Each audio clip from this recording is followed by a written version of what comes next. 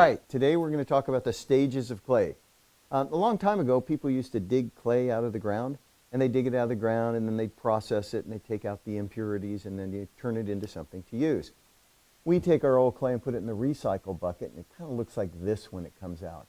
It's got air bubbles in it, it's got hard spots and soft spots, and then we process it. So the first stage of clay is clay out of the ground. So if that's stage one, stage two is processed clay. You're going to learn how to wedge, and you're going to wedge a ball of clay like this. But we buy clay too, and it comes in a nice block. It's all wedged for you, and it's ready to use on whatever you want. So that's the second stage. The third stage is you turn it into something.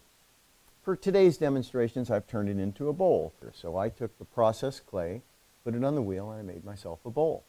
And that would be the third stage. You've created something.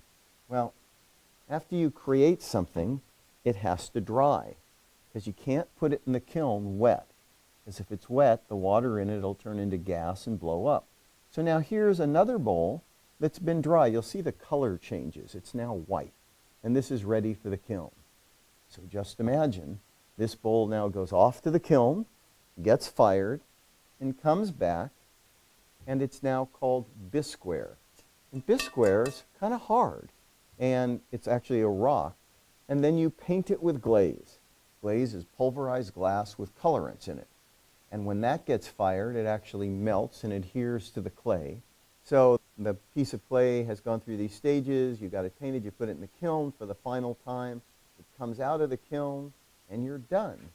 And you've got yourself Spider-Man.